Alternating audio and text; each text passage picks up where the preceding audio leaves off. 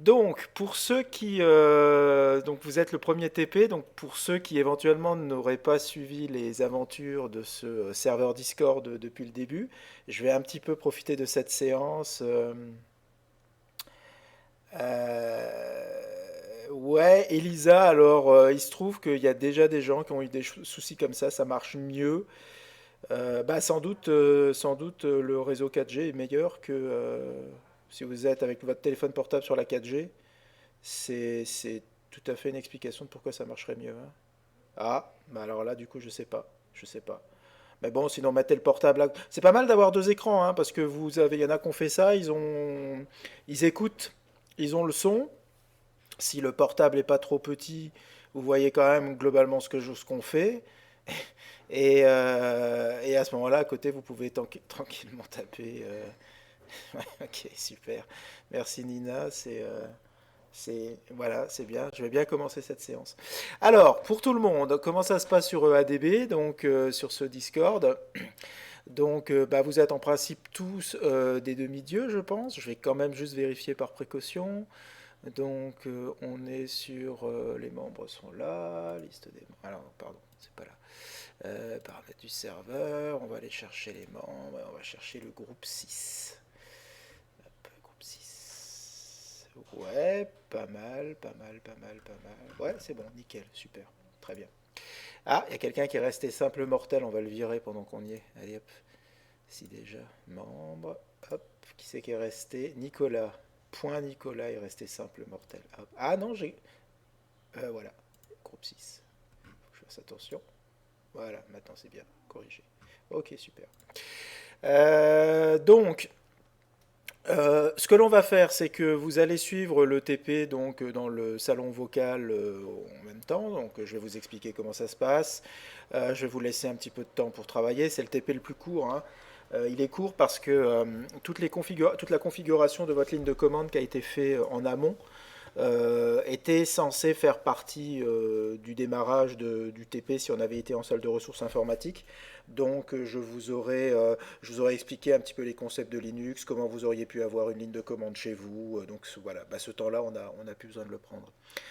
Donc ça fera les choses un peu plus courtes. Et vous avancez beaucoup plus vite aussi, j'ai constaté, à distance que de visu parce que bah forcément en salle de ressources je pouvais passer derrière, je voyais ce que vous tapiez donc ça ce que vous tapiez donc du coup ça me donnait des idées, je voyais les erreurs donc je pouvais insister sur certains points. Là si vous me posez pas forcément les questions, c'est pas un reproche hein, mais si je veux dire comme je vois pas ce que vous faites du coup forcément bah j'avance quoi, voilà. Donc toutes les questions, il faudra les poser dans le salon textuel TP1, hein, puisqu'on ne peut pas le faire dans le salon vocal. Ça permet... donc c'est mieux qu'en vocal, donc je vois globalement les gens... très peu de gens, à part le premier groupe de temps en temps, mais personne fait du vocal et finalement c'est pas mal. Ça évite qu'on se comprenne pas. Et le fait de le faire en textuel, ça permet de garder une liste des points chauds. C'est pour ça qu'il faut essayer de respecter au maximum la thématique de chaque salon, hein. Si vous avez des discussions d'ordre général sur EADB, vous allez dans Discussion EADB. Donc le coffee shop, vous avez vu, ça c'est plus pour vous étendre. Si vous avez des soucis par rapport à une config, mais ça en principe c'est réglé si vous êtes là maintenant. Mais on ne sait jamais si vous avez un souci ou votre truc plante, on ne sait jamais des problèmes a posteriori. Bah, postez-les dans le bon salon, donc macOS 10, Windows qui est en général celui qui est le plus utilisé, et Linux. Voilà.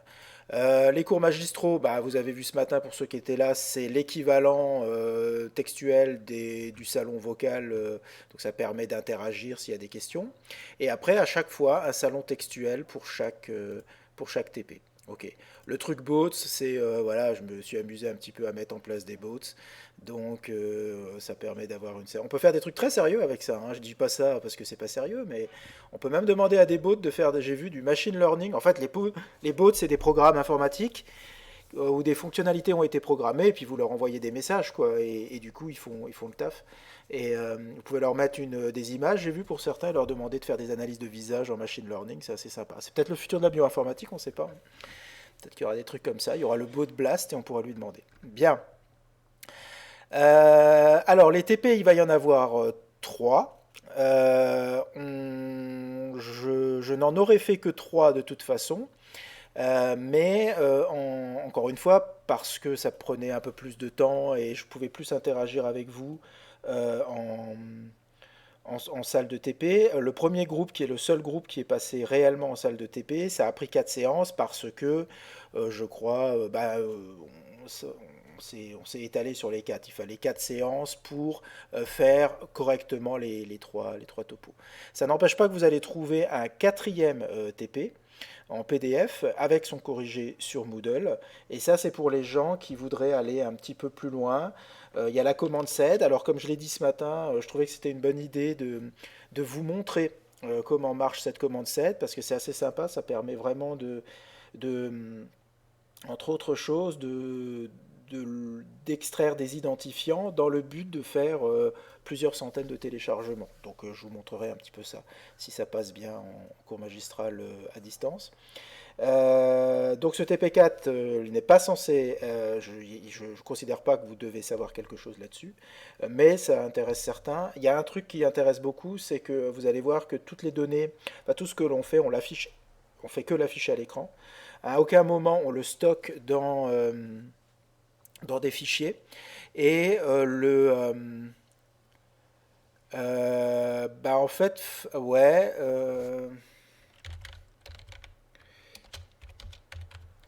Fabien, un souci. Vérifier votre arrivée son sur Discord. Ouais, souvent c'est un problème de. En fait, j'entends rien du tout. Ouais.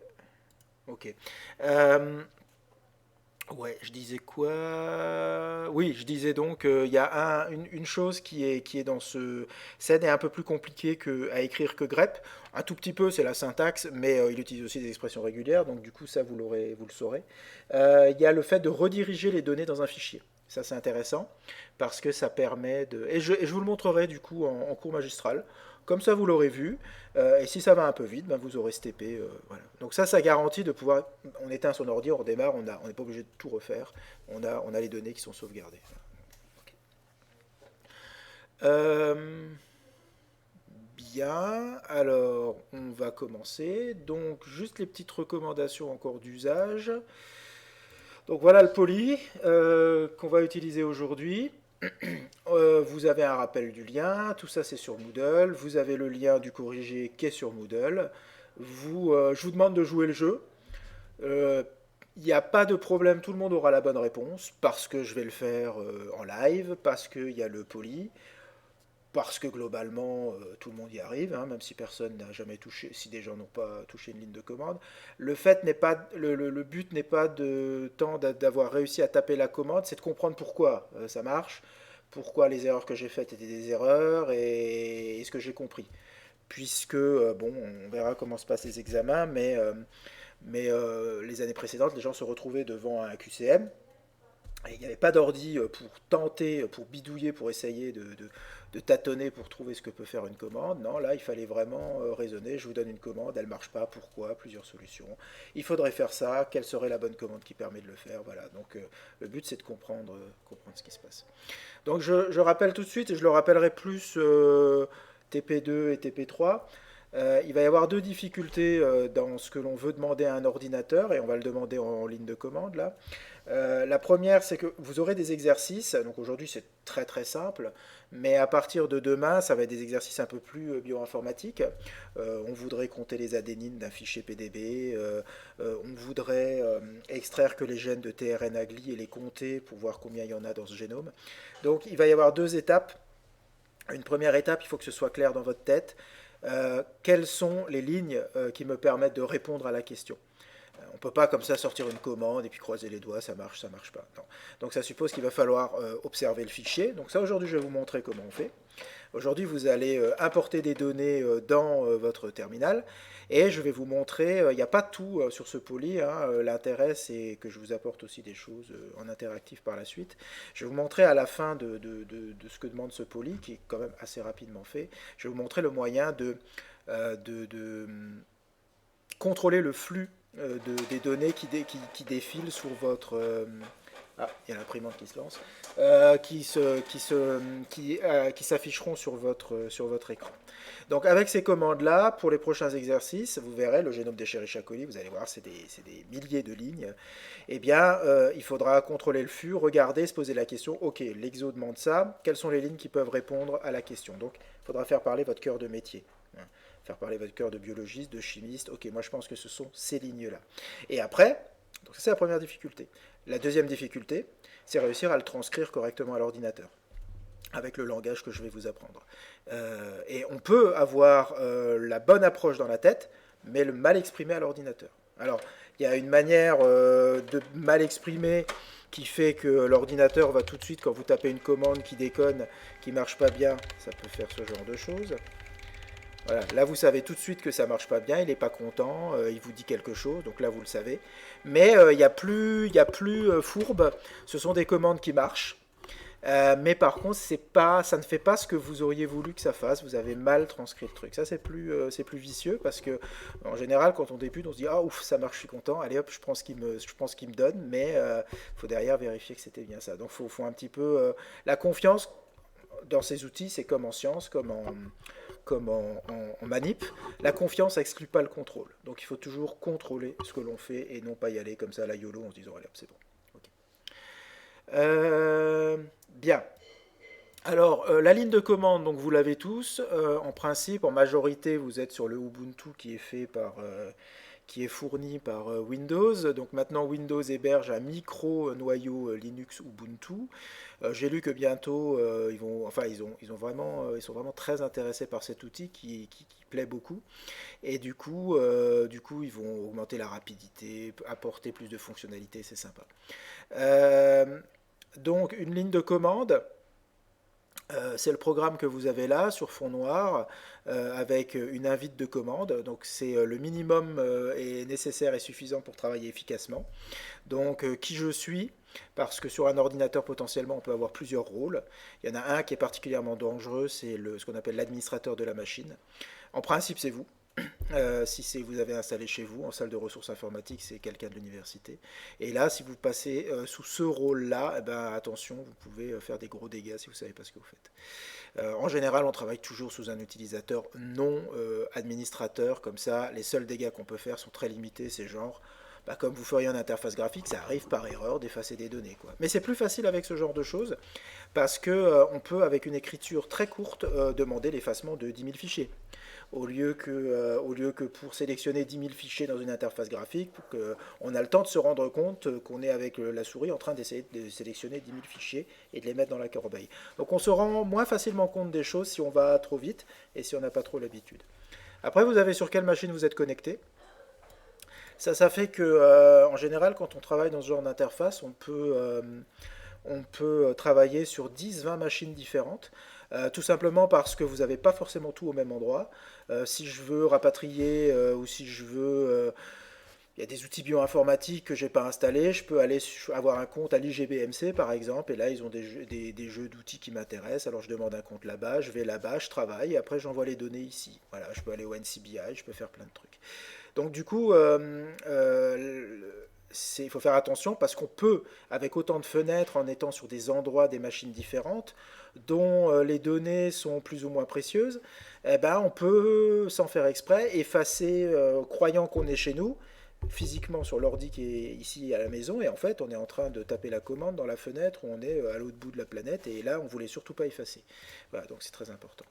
Puis après, l'autre chose très importante, c'est où vous êtes sur la machine sur laquelle vous travaillez. Sur cette machine, je suis ici. Alors ça, c'est le truc que j'ai pas fait. J'ai fait abstraction cette année de toute la notion de fichier. On va travailler ce que j'appelle en flux tendu, c'est-à-dire chaque essai va retélécharger les données sur la base de données sur laquelle on travaillera au moment de taper la commande. Ce qui fait qu'on va être un petit peu dépendant des potentiels drops de réseau, ça peut arriver. Le NCBI parfois est surchargé, ou alors c'est le réseau chez vous, chez moi, ou de manière globale qui peut être un petit peu faible, et puis ça peut ne pas répondre tout de suite. Le NCBI aussi, parfois, quand il voit trop de requêtes, il a tendance un petit peu à freiner les choses pour éviter le flood. Normalement, pour éviter ça, il faudrait une bonne fois pour toutes télécharger le fichier et après travailler sur le fichier qu'on a chez nous. en local. Ça irait beaucoup plus vite, ça nous rendrait plus indépendants du réseau, mais j'ai pas passé du temps sur les fichiers. Voilà. C'est très facile à trouver, Google est votre ami, vous pouvez trouver ça n'importe où. C'est une petite gymnastique de l'esprit parce que bah, c'est moins évident de comprendre où on est, où je suis par rapport aux fichiers qui m'intéressent dans ce genre d'interface quand on est en interface graphique. Voilà, c'est tout. C'est juste une petite gymnastique. Mais honnêtement, à l'issue de ces TP, quand vous aurez appris les expressions régulières, moi j'ai l'impression que ça vous paraîtra d'autant plus facile de faire ça quand vous aurez passé ce cap. Alors juste aussi un truc pendant que j'y pense, chaque TP, les TP ne sont pas indépendants, c'est crescendo, donc on met de plus en plus de choses. Chaque TP nécessite d'avoir compris ce qui se passe dans le TP précédent, puisqu'à chaque fois on va complexifier notre ligne de commande. Donc on ne peut pas se dire, bon allez hop, le TP1, basta, et puis je rebrancherai sur le TP2. Ça ne marchera pas, de façon boule de neige, vous allez accumuler les problèmes. Mais franchement, il n'y a aucun souci, je crois que tout le monde y est très bien arrivé jusqu'à présent. Ok, donc cette ligne de commande qui est ici, initialement, il y a plusieurs années, avant que les interfaces graphiques deviennent des environnements, deviennent la manière de démarrer un ordinateur, bah, c'était comme ça qu'un ordinateur démarrait. Voilà. Alors il n'y avait pas d'interface graphique à une époque et donc il fallait travailler que comme ça. Et puis un jour il y avait des interfaces graphiques, mais elles ne démarraient pas tout de suite, donc il fallait volontairement dire démarre l'interface graphique, on appelait ça Start X, et maintenant c'est l'inverse, elle démarre d'office et il faut plutôt se casser la tête à dire mais zut, où elle est ma ligne de commande. Donc il y a un programme graphique qui s'appelle le terminal, hein, c'est ce truc-là. C'est pas lui la ligne de commande, lui il donne plutôt la possibilité de relancer la ligne de commande et de la retrouver telle qu'on l'avait dans le temps. Voilà. Donc le terminal, c'est ce qui vous apporte, et c'est ce qui a la tête un petit peu différente suivant les systèmes d'exploitation, c'est ce qui vous apporte la coque graphique, là, avec le full screen, je quitte, j'iconise. Et puis là, moi j'en utilise un que j'aime bien, que je trouve sympa, qui s'appelle le Windows Terminal. C'est en fait un terminal assez nouveau de Windows qui me permet de lancer dans la même fenêtre plusieurs types de terminaux. Donc je peux lancer Ubuntu, mais je peux lancer le PowerShell, c'est-à-dire le shell de Windows, qui n'est pas compatible avec ce qu'on tape là, mais je pourrais travailler tout ça. Voilà. Donc le terminal, lui, ce qu'il fait, c'est qu'en fait, il lance la ligne de commande. Et la ligne de commande, c'est la surface noire avec le curseur là qui attend et le prompt.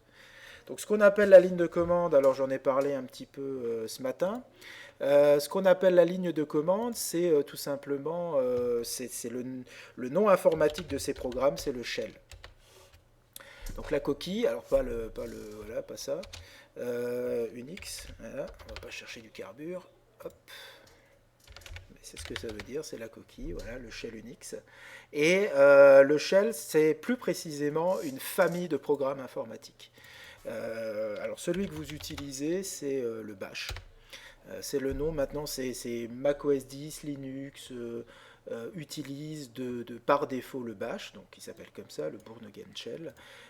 Et il y en a plusieurs, il y a le très très basique, le SH, jusqu'au très compliqué qu'on appelle le ZSH. Celui-là c'est vraiment le plus sympa, parce qu'il a un véritable petit langage de programmation. Donc en fait tous les shells savent faire les fonctions de base, ce qu'on va faire, mais il y en a certains qui sont un peu plus boostés que d'autres, avec plus de fonctionnalités.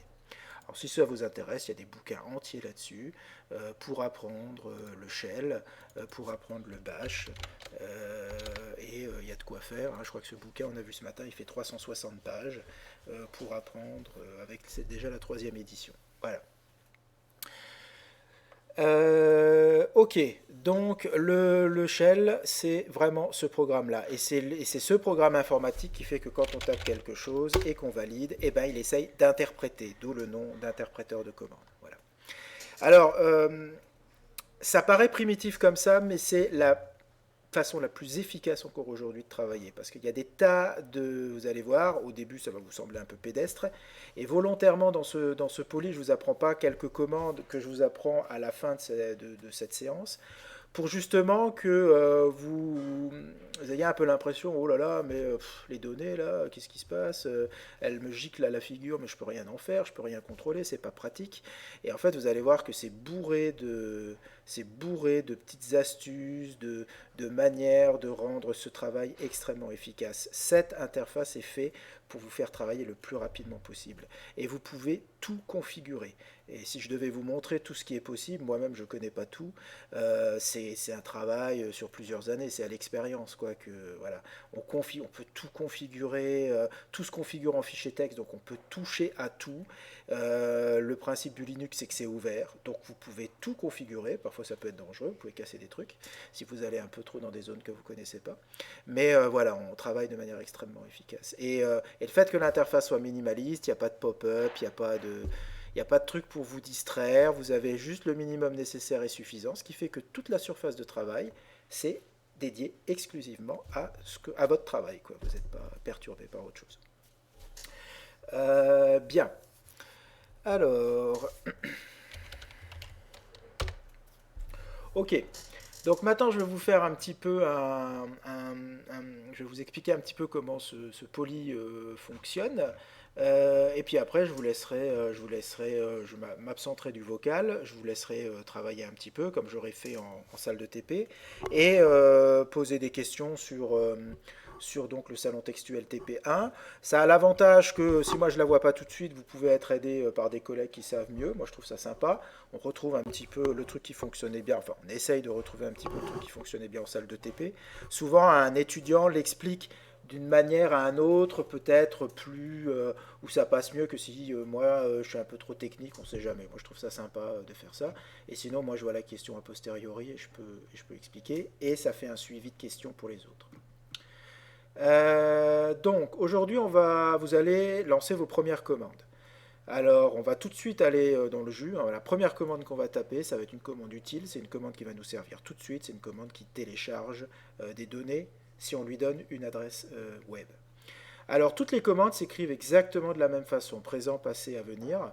Vous avez la première partie, c'est le nom de la commande. Donc, l'ordinateur, vous allez voir, il est bête. Il est bête dans le sens où il faut vraiment respecter au quart de poil les écritures. C'est pas du SMS, il n'y a pas d'approximation. Mais par contre, si vous faites cet effort, par contre, après, vous pouvez vous reposer sur ce pourquoi l'ordinateur est extrêmement efficace, c'est-à-dire rechercher des données à l'autre bout de la planète, traiter ça de manière infatigable tant qu'il y a du courant, voilà, et le faire de manière beaucoup plus rapide que ce qu'un être humain pourrait faire. Donc c'est là qu'est l'intérêt. Mais l'effort, c'est de bien faire attention à ce qu'on lui demande. Donc, il utilise dans la ligne de commande les espaces.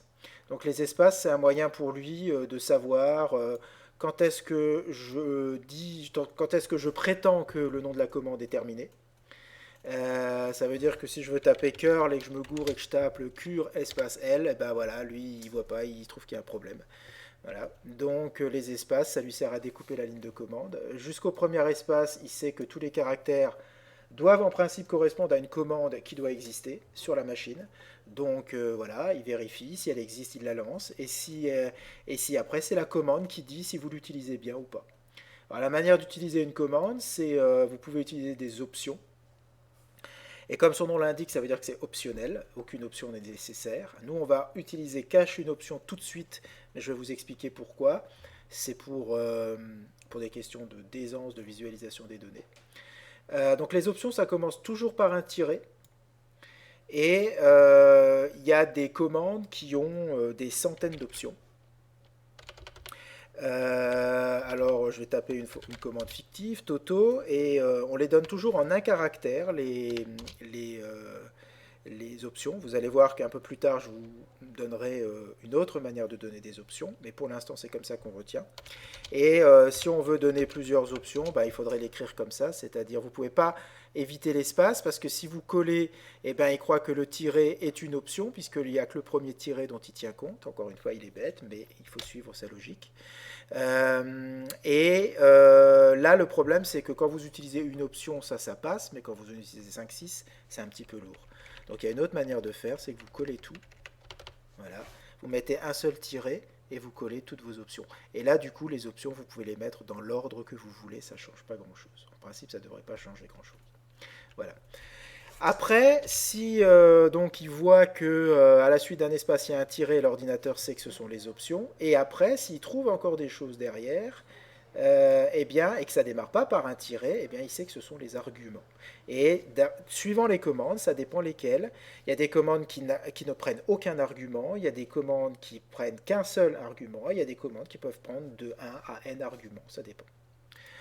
Alors, le nom de la commande, c'est l'action, c'est ce que vous voulez faire.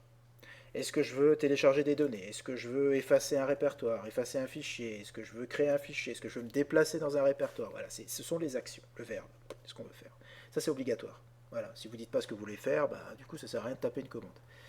Après, les options, c'est la manière dont vous voulez faire les choses.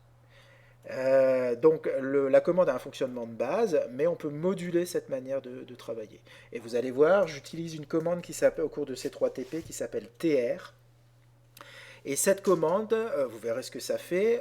Cette commande, c'est la commande de ce TP qui me permet de vous montrer comment, en utilisant les options, on peut moduler la manière de faire le truc. Donc ça ne change pas fondamentalement ce que fait la commande à la base, ça module la manière de faire les choses. Donc nous, on verra avec TR sans option, avec S et avec D. Et vous allez voir, je ne vous introduis pas tout de suite TR, il y a du temps qui est réservé pour ça. Voilà. Les arguments, c'est sur quoi vous faites le boulot. Donc très souvent, on fait le boulot sur un fichier. Nous, on va voir une autre manière de donner des données, d'alimenter en données nos commandes. Une commande en général, c'est toute seule comme une grande, aller chercher le texte sur lequel elle travaille dans un fichier. Encore faut-il lui dire où est ce fichier et que ce soit bon, qu'il existe, qu'on ne se gourre pas dans le nom, sinon la commande ne va pas être contente. Nous, on va utiliser une autre manière. C'est une commande qui va donner à une autre commande comme ça. On va les pipeliner, on va les mettre bout à bout les commandes, et ça va faire un tuyau de communication. La première donnera à la deuxième, qui donnera à la troisième, etc. Ce qu'on appelle un pipeline. Donc moi je vais faire ça, ça me permet de faire un petit peu abstraction des fichiers. Et tout de suite on peut commencer dans le jus. J'ai pas besoin de vous expliquer le file system de Linux, comment on fait pour se déplacer. On peut tout de suite commencer à taper des choses. Voilà, c'est ça l'avantage. L'inconvénient, c'est que vous n'avez rien de sauvé sur votre ordi, mais bon, voilà. Les options, juste un truc, tout ce que vous faites dans la ligne de commande, vous pouvez le faire, c'est tout ce que vous pourriez faire dans une interface graphique. Mais la ligne de commande fait beaucoup plus. Elle fait beaucoup plus à plusieurs niveaux. C'est-à-dire que si vous avez un programme que vous pouvez lancer en ligne de commande, ou que vous pouvez utiliser en graphique, vous pouvez aussi l'utiliser ou le lancer de la ligne de commande, mais l'avantage c'est que vous avez toutes les options de la commande à votre disposition. Je vais vous donner un exemple. Pour aller dans un fichier, vous double-cliquez sur un dossier. Il y a différentes manières d'ouvrir un dossier pour voir ce qu'il y a dedans. Il y a plein d'options. On peut directement dire, ok, je veux voir que les fichiers comme ci, comme ça, je veux qu'ils soient classés comme ci, comme ça, au lieu que vous, après, c'est à vous de chercher dans des icônes, clac, clac, clac. Donc on a plein d'options. Firefox, par exemple, on double-clique sur Firefox, on le lance. Quand vous avez installé un Firefox, vous avez la commande Firefox qui est disponible, donc qui est l'équivalent ligne de commande du Firefox en graphique. Donc ça lance Firefox en graphique, hein, ça lance pas un Firefox pour l'utiliser en ligne de commande. Mais il y a des options. On peut déjà lancer un profil particulier, on peut même aller donner la taille de Firefox qui soit pile poil d'une taille au pixel près. Enfin, voilà, on a tout un ensemble de fonctionnalités qu'on ne pourrait même pas faire en interface graphique. Pire, ou mieux, il y a des tas de commandes qui n'ont aucun équivalent graphique. Donc c'est pas possible de les utiliser en ligne de commande, en interface graphique. La commande grep, grep qu'on va utiliser, qui va être une de nos plus importantes commandes, elle n'a pas d'équivalent graphique. Et c'est pourtant une commande pilier dans tout ce qu'on voudra faire et dans l'analyse de données. Voilà. Donc on peut faire aussi bien et même carrément mieux qu'une interface graphique en ligne de commande. Voilà. Donc il ne faut pas que vous voyez ça comme c'est une petite partie des choses que je peux faire parce que ça permet d'automatiser. C'est l'ensemble de tout ce que l'ordinateur peut faire. Et c'est l'interface graphique qui ne vous donne qu'une partie de ce que l'ordinateur peut faire. Et c'est là que c'est vraiment intéressant. Voilà. Alors, ok. Alors maintenant, je vous explique comment se passe le TP, je vous explique un peu la philosophie, et puis après, je vous laisse faire, et c'est pas là, cette partie-là n'est pas très difficile. Alors, je vais tout de suite vous donner une première recommandation. Le PDF, si vous l'avez dans un navigateur web, sortez-le du navigateur web, utilisez un visionneur de PDF. Moi, je suis sur Acrobat Reader gratuit là. Parce que vous allez inévitablement, il y a des adresses web. Les adresses, vous n'allez pas vous amuser à les taper. Ça va introduire des erreurs. Vous allez chercher 50 fois d'où vient l'erreur. Le mieux, c'est de le souligner et de faire un copier-coller. Ça, c'est la première chose. Du coup, le surlignage est quand même, j'ai constaté dans certains navigateurs, c'est quand même pas super facile de bien sélectionner. Donc faites-le dans un outil comme ça, c'est plus sympa. Ça, c'est la première chose. La deuxième chose, alors je vous encourage à copier-coller les adresses. Par contre, je vous encourage à ne pas copier la commande complète et à la taper parce que ça vous aide à comprendre. Copier-coller, vous n'allez pas chercher à comprendre. C'est copier-coller, bam, exécution, qu'est-ce qui se passe? Voilà. Ça fait que potentiellement vous allez introduire des erreurs et c'est bon d'introduire des erreurs parce que c'est en faisant des erreurs qu'on comprend pourquoi c'était pas comme ça qu'il fallait l'écrire. Donc il faut expérimenter. Le but de ce TP, c'est d'expérimenter. C'est vraiment ça. Sinon, je vous les donnerai en cours magistraux et puis réglé, quoi. Il y aurait... Donc c'est vraiment comme ça que vous comprendrez et que vous apprendrez les choses. Voilà. Ok. Concernant le copier-coller, je vais vous donner juste un petit quelque chose. Alors, vous allez utiliser aujourd'hui une commande qui s'appelle curl. Curl, c'est une commande qui fait partie, si vous voulez, c'est la version embryonnaire, c'est pas très gentil pour lui, mais de la grande famille des navigateurs web. Sauf qu'avec lui, vous n'allez pas naviguer. Il va vous fournir la fonctionnalité que tout navigateur web sait faire, c'est quand vous lui donnez une adresse, il vous récupère la page en question. Ok. Firefox, Google Chrome, eux, ce qu'ils font, c'est qu'ils vous mettent tout ça en forme pour que vous puissiez interagir de manière sympathique avec cette page. Curl, lui, il n'en a rien à faire, c'est pas son problème. Curl, lui, tout ce qu'il sait faire, et c'est déjà bien, c'est vous récupérer les données, et après, il vous les donne. C'est à vous de vous débrouiller. Vous avez demandé ça, vous l'avez. Le reste, c'est plus son problème. Donc, il sait parler web, vous lui donnez une adresse, il va se balader sur le réseau, en gros, si vous voulez, et il va communiquer avec tous les ordis pour atteindre le serveur que vous lui demandez, et vous rapatriez les données, et vous les affichez. Alors, curl est une commande qu'on va utiliser tout de suite avec une option "-s". C'est tout simplement parce que curl aime bien afficher à l'écran des petits blabla sur je télécharge à cette vitesse, blablabla. Donc il y a des données est-ce que vous voyez si le serveur peut être potentiellement down, il vous dit en train de le contacter, voilà. Bon, nous on va tout de suite lui dire de se la fermer, donc on va dire silence, c'est pour ça qu'on utilise l'option S. Et c'est pour éviter que le blabla de téléchargement soit mélangé aux données qui nous intéressent. Alors ça va juste avoir un inconvénient, c'est que si effectivement le site est down, et bah du coup curl, ça va attendre comme ça et puis on ne saura pas trop. De manière globale, les adresses que je vous demande, ça devrait répondre très vite. Donc si vraiment au bout de il faut attendre une minute pour qu'un résultat tombe, c'est qu'il y a un souci. Et à ce moment-là, il faudra tuer la commande et la relancer. Je vais vous montrer comment ça se passe ça. Donc curl-s, et puis après il faut lui donner une adresse. Alors, l'adresse, je vais voir s'il n'y a pas de... du tout, comment procéder pour choisir Linux, Ubuntu, rentrer... Oula.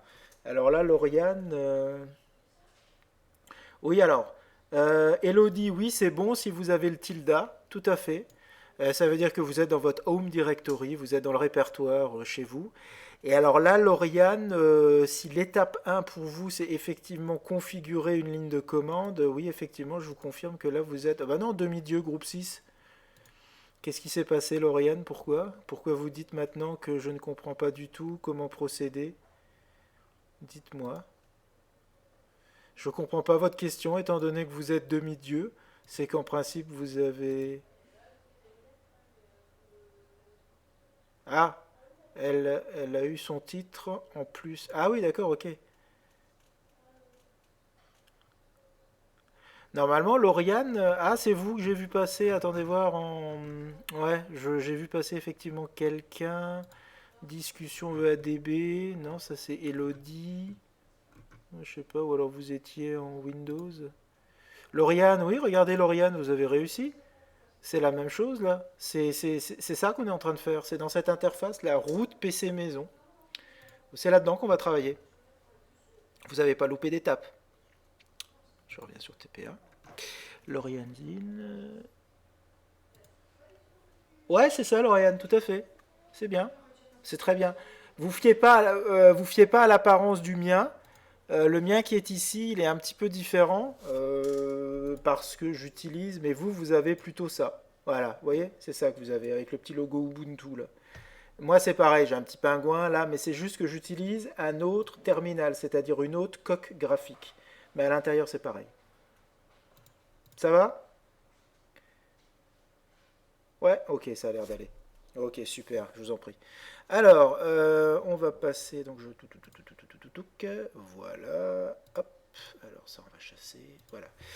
Donc, la ligne de curl, vous allez lui donner une adresse web. Alors, vous allez tout de suite prendre, et ce ne sera pas la seule fois qu'il faudra prendre cette bonne précaution, vous allez prendre la bonne précaution de taper ça entre des guillemets simples. Alors, Unix peut utiliser les trois jeux de guillemets qui sont à notre disposition. Le double guillemet que vous connaissez le mieux, le simple guillemet qui est celui qu'on va utiliser, et le guillemet simple incurvé qu'on ne va pas utiliser. Alors, pourquoi on va faire ça? Je vais vous l'expliquer tout de suite. La chose que je voudrais juste, pour laquelle je voudrais faire attention, c'est que en général, vous ouvrez le guillemet, vous tapez quelque chose. Enfin, je vais le taper un peu logique. HTTP, en fait, vous allez le copier-coller. Mais le truc surtout qui va se passer, c'est que quand vous aurez fini, vous allez tout de suite me taper sur Entrée, en oubliant allègrement le guillemet qui ferme. Et vous risquez de tomber sur un truc comme ça. Alors ce truc comme ça, où c'est pas du tout la commande qui travaille, et c'est plus du tout votre prompt, enfin votre invite de commande qui est revenu. Parce qu'en fait, vous êtes toujours dans la commande, l'ordinateur est logique, vous lui avez annoncé un guillemet qui ouvre, lui, il attend un guillemet qui ferme.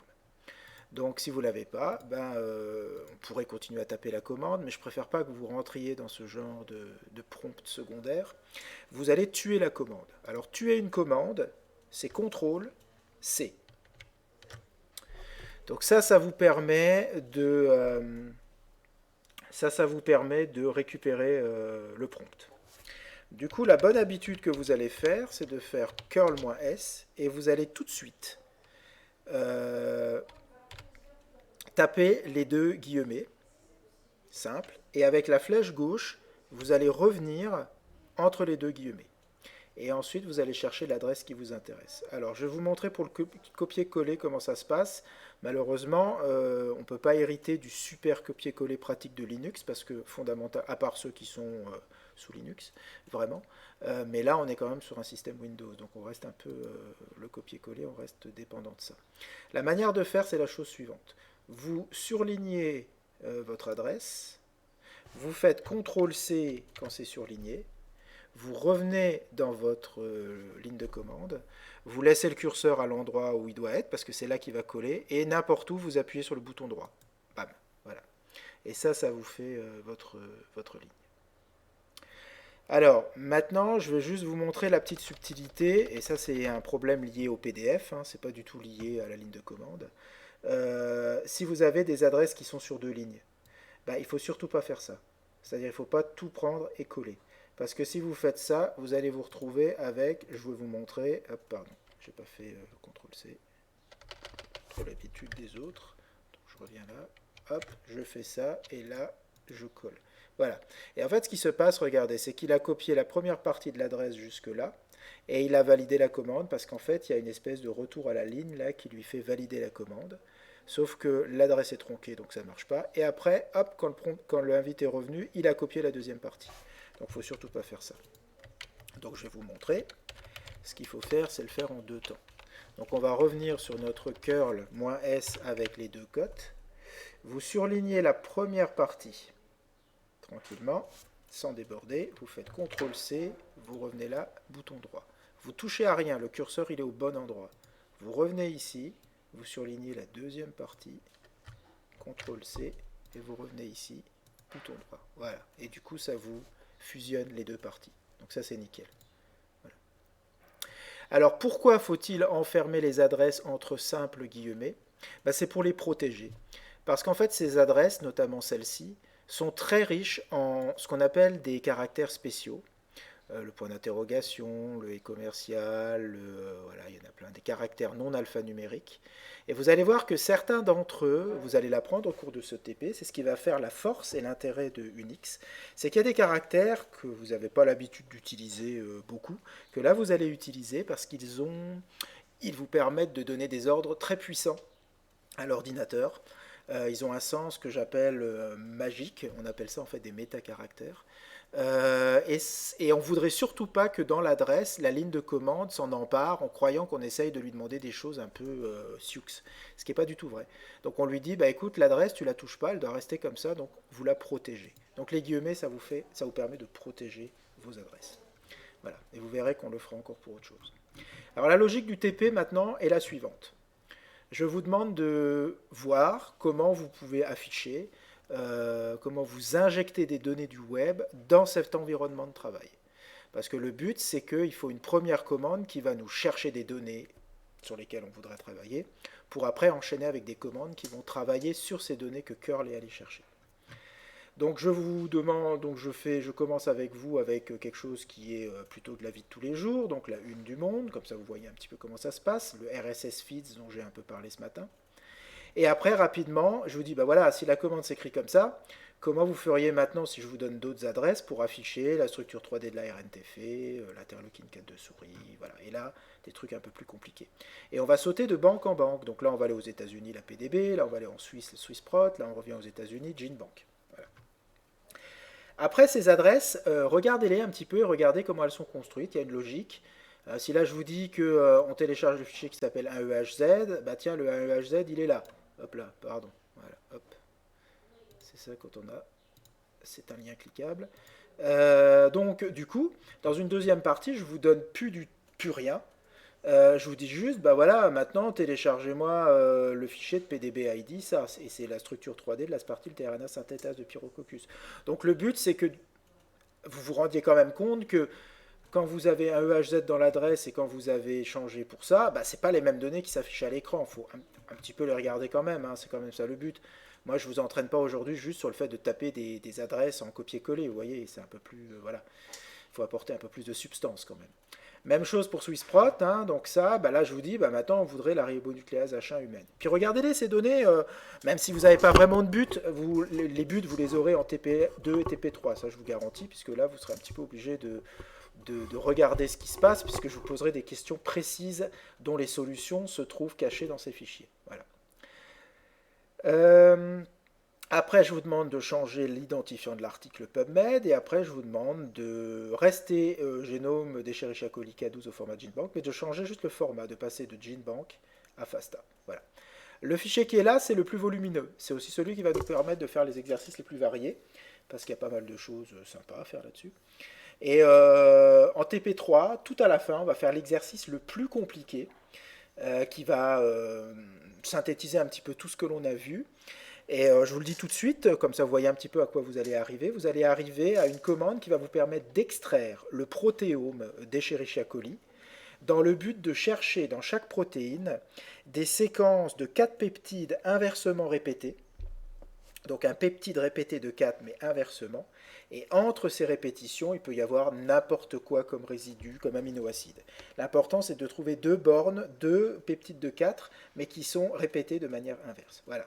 Donc un vrai travail de bioinformatique, mais pour lequel on va utiliser des outils. Alors on va utiliser, je crois, 5-6 outils, pas plus. Et ces outils existent depuis le début d'Unix, depuis les années 60, 50, 60.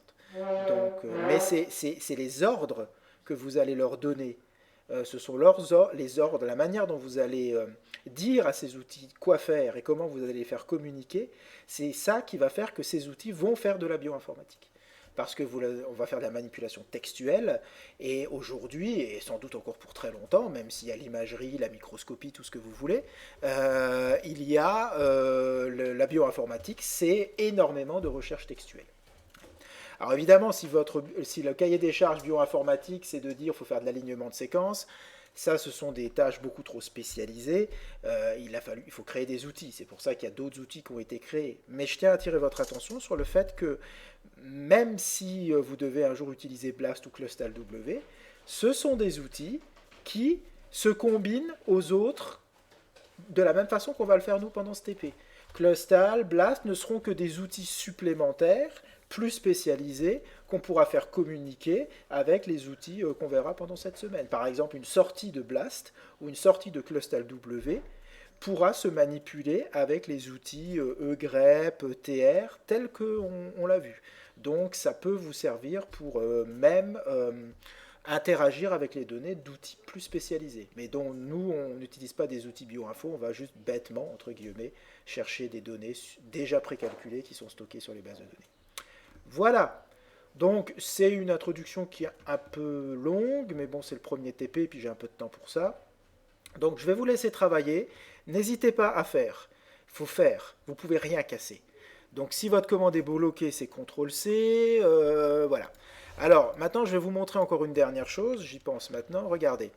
Vous voyez cette adresse. Supposons que pour une raison X, je me sois gouré. Je ne sais pas. Allez hop.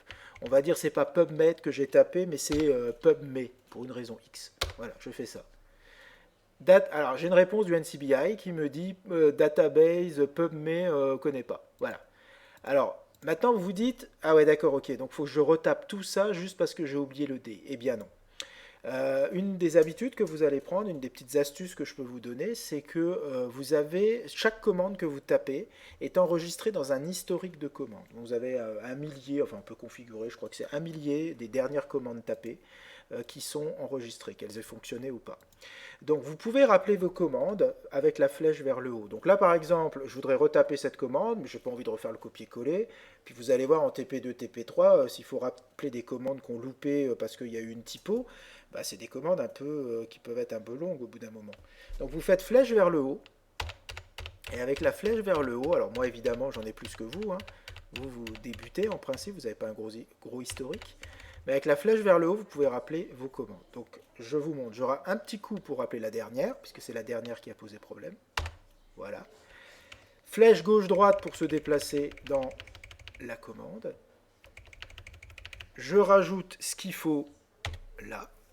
Et c'est absolument pas obligé de retourner au bout de la commande pour la valider. Vous pouvez taper Entrée en plein milieu de la commande. Voilà. Et bim. Donc vous voyez, encore un moyen d'être extrêmement efficace. Et je vous montrerai un peu plus tard comment on peut même carrément faire des recherches dans son historique. Parce que quand on commence à avoir un nombre de commandes important, ben, en trouver une en particulier, j'ai pas envie de taper sur la flèche vers le haut un millier de fois pour retrouver. Donc on peut afficher tout son historique, ça c'est ce que je viens de faire. Et avec les outils qu'on apprendra pour de recherche textuelle, comme un historique c'est du texte, eh ben, on peut utiliser ces outils pour faire des recherches d'une commande en particulier dans notre historique. Vous verrez, je le ferai parce que j'en aurai besoin, parce qu'au bout d'un moment, à force de flèche vers le haut, et puis comme je fais des essais, que je vous explique des trucs, moi j'ai des tas de commandes un petit peu en foutra dans tous les sens, et du coup j'ai du mal à fouiller mon historique. Donc je vous montrerai. Mais ces outils vous permettent même de vous aider simplement à travailler, à optimiser la manière de travailler, pas seulement pour chercher dans des données, mais pour travailler sur ça vous aide dans votre fonctionnement. Voilà. Votre méta-travail, si on pourrait presque dire, le travail du travail. Voilà. Ok. Est-ce que ça va? Est-ce que j'ai été clair? Le CTRL-C chez Windows, c'est aussi commande plus C sur Mac. Oui, alors, j'ai pas mon Mac sous le truc. Oui, mais c'est ça, ça devrait être ça, Grégory, oui. C'est le contrôle, c'est... ah zut, j'ai pas mon Mac sur moi. C'est pas grave. C'est un des... Moi, je le fais par réflexe, à force, je sais plus. Mais ouais, ça doit être ça, vous avez dû trouver, je pense. Ah, l'ancien bouton Apple, ouais. Il y a vraiment la touche contrôle hein, pour les Mac. Sinon, je descends vite. Attendez, ne quittez pas. Hop, je regarde. Contrôle, c'est à côté de Options.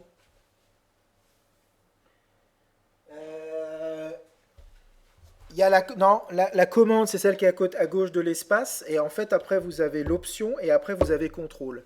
C'est le troisième bouton à côté de à gauche de votre barre d'espace.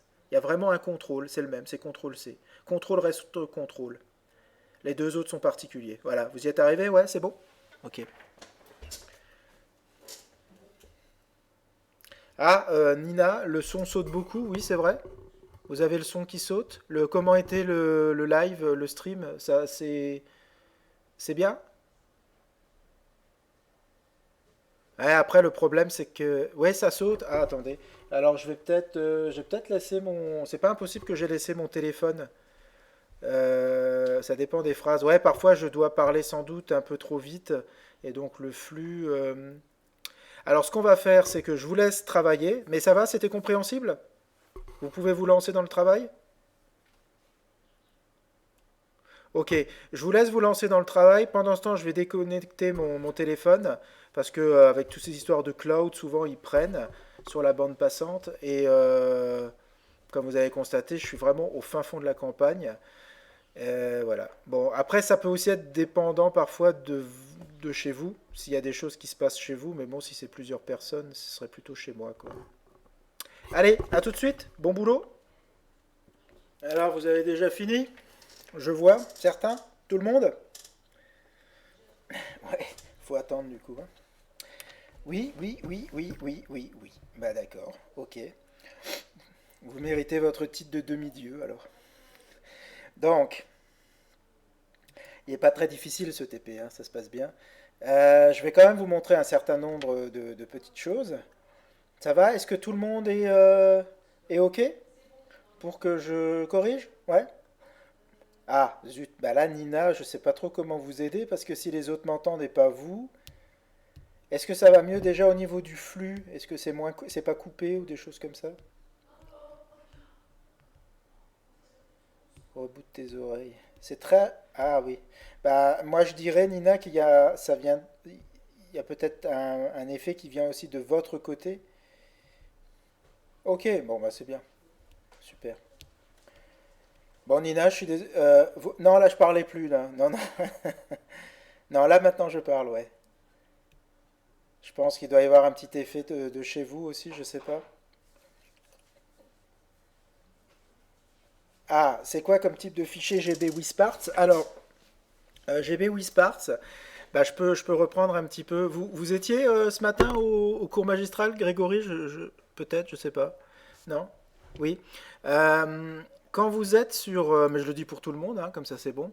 Euh, Quand vous êtes sur le NCBI et que vous allez chercher bah, justement le génome d'Escherichia coli, comme ça, c'est un fichier qui fait à peu près 12 mégas. Donc, vous avez la possibilité de demander le format GenBank, mais le format GenBank pas avec tout le détail.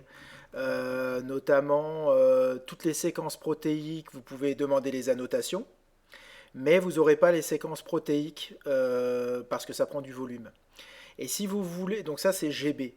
Et ils ont décidé il fallait demander explicitement le fichier avec les séquences de toutes les protes si vraiment vous le vouliez. Et c'est pour ça qu'ils ont rajouté GB with parts.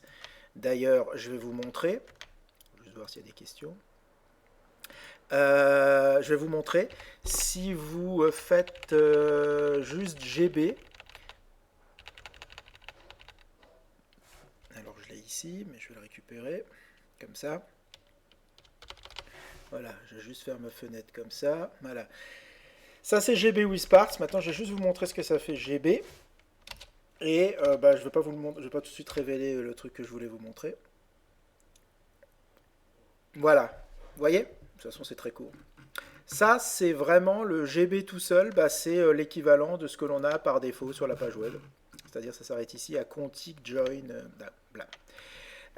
En tapant GB with parts, c'est l'équivalent de dire de manipuler cette zone-là. C'est-à-dire de dire OK, c'est la vue abrégée, vous voyez qu'on a. Customize et on dit qu'on veut tous les features. Ça c'est la première chose. Et après on dit qu'on veut les séquences. Vous pourriez même choisir d'avoir la séquence reverse complement. Et si vous faites ça et que vous faites un update view, donc vous avez cette barre qui apparaît avec pause cancel si vous voulez. Voilà. Et là maintenant vous voyez il y a tout ce volume là qui est rajouté. Voilà. Donc GB Wispart, c'est pas le nom d'un format particulier, c'est un, une requête particulière pour le NCBI pour être sûr que vous voulez bien le volume complet de données. Voilà, il faut le demander explicitement. Encore une fois, c'est des questions de bande passante. Voilà. Ça marche?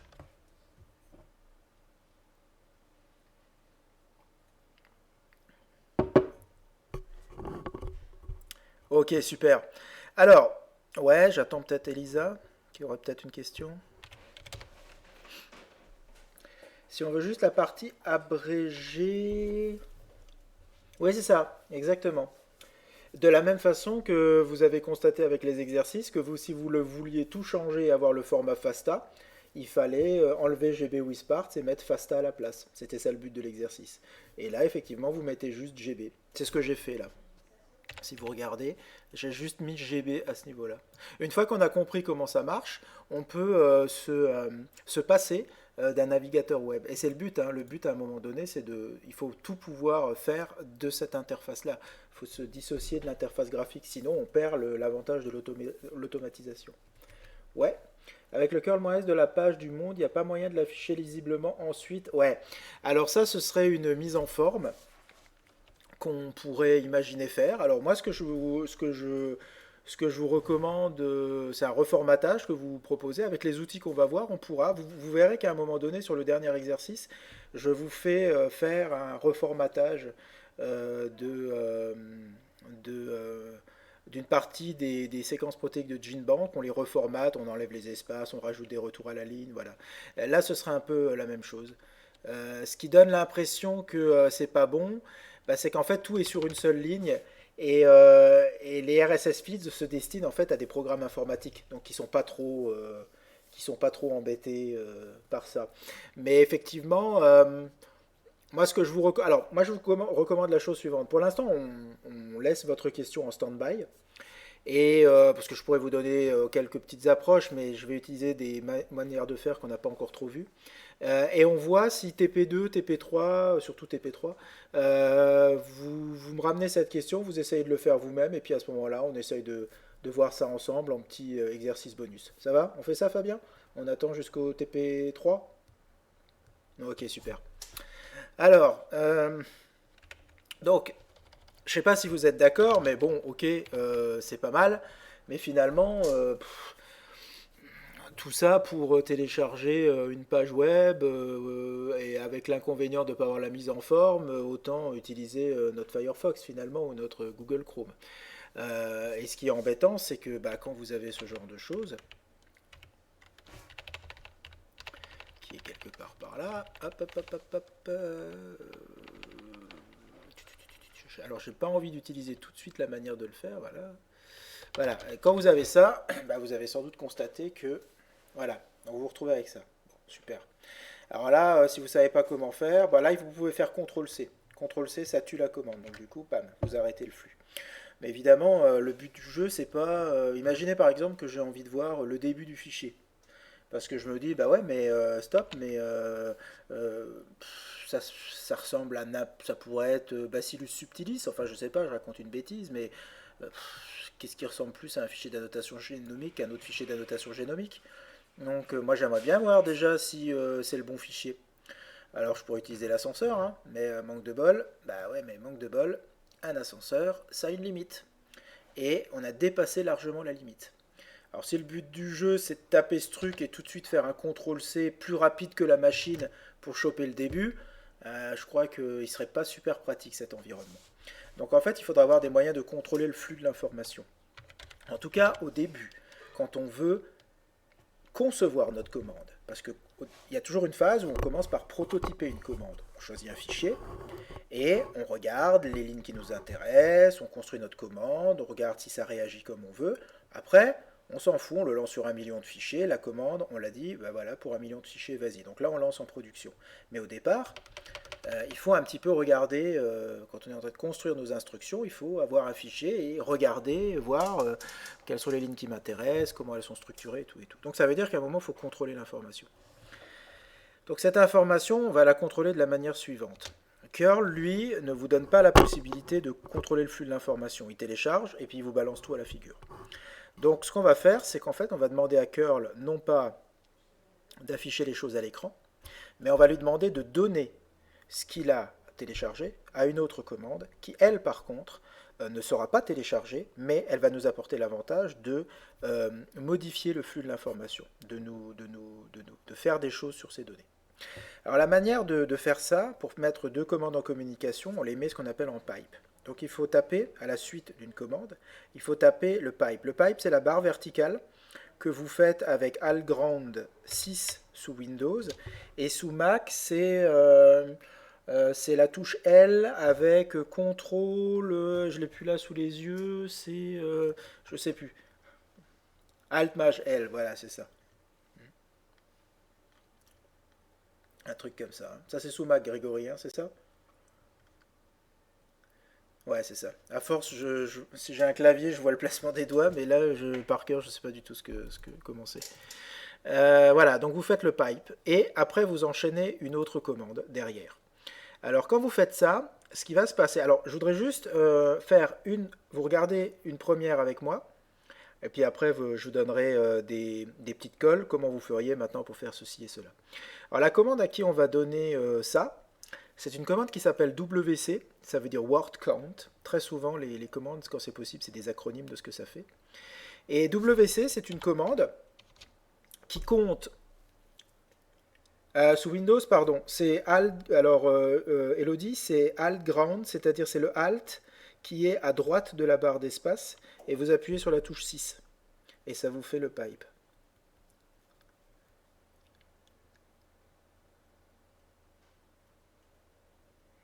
Ouais, je pense que ça devrait être bon, hein.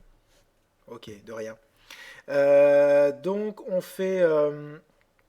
Word Count est une commande qui peut soit aller chercher comme une grande le texte elle-même dans un fichier, mais là on n'a pas de fichier sur le disque dur, soit elle reçoit des lignes à travers le pipe. Donc pipe, ça veut dire tuyau en anglais, et ça veut dire qu'une commande qui est à gauche du tuyau, elle envoie ses données dans le tuyau, et la commande qui est à droite du tuyau reçoit ces données et elle travaille là-dessus.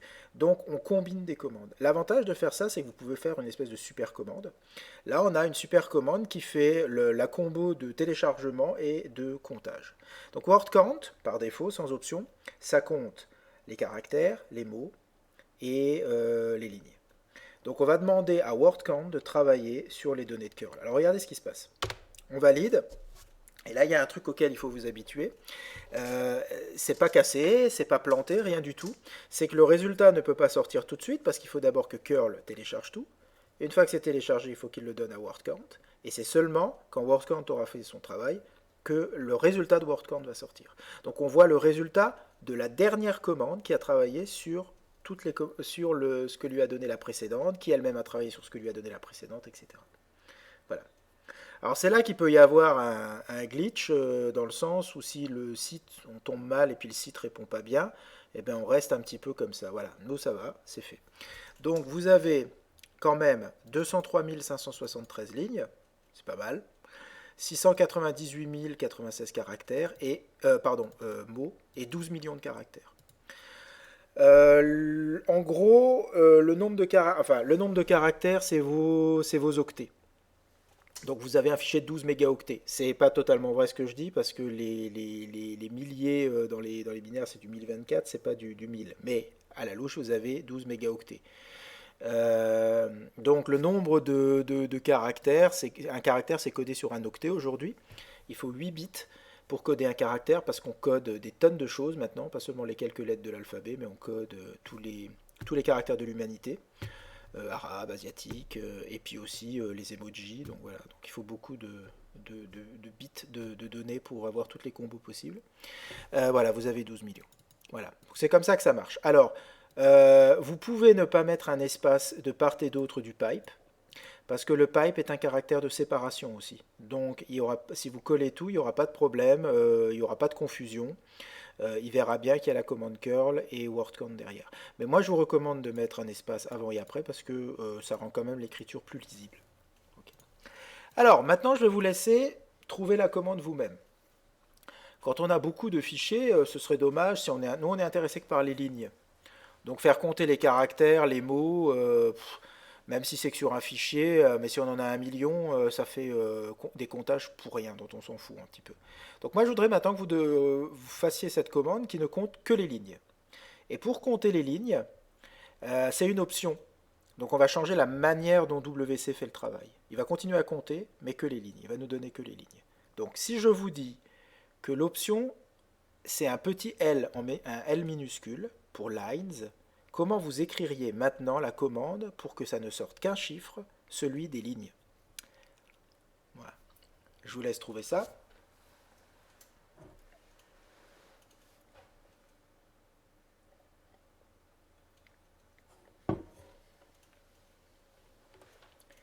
Alors c'est une option, Juliette. Voilà, c'est ça. Ouais. Alors Elisa, le seul souci chez vous, dans votre copier-coller, c'est que vous avez oublié de fermer le guillemet simple. Donc vous avez votre adresse qui ah, ça doit être l'espèce de machin en pourcentage. Ouais, c'est ça. Et il faut pas oublier le ah ouais, bah ça doit être alors dans cette espèce de machin, il doit y avoir le mélange du pipe et du ouais, d'accord, OK. Ça marche. Ouais, voilà, c'est ce que je me disais. Ok, tout à fait. Donc, Juliette, si vous mettez un L entre guillemets, ça démarre pas par un tiret. Alors, du coup, WordCount, il croit que c'est un argument. Il croit que c'est sur ça qu'il doit compter. Une option, c'est toujours précédé d'un L. Pardon, d'un tiret. Voilà. Donc, alors, je fais ma feignasse, hein. La commande, elle était déjà quasiment bonne. Je veux juste rajouter une option. Donc, flèche vers le haut, je rappelle la commande et je lui rajoute un petit moins L. Voilà. Ah non, pas underscore, un moins L. Voilà. Ça veut dire, word count, les lignes que tu vas recevoir, enfin le texte que tu vas recevoir, tu comptes que les lignes. Donc, je module la manière de faire le travail.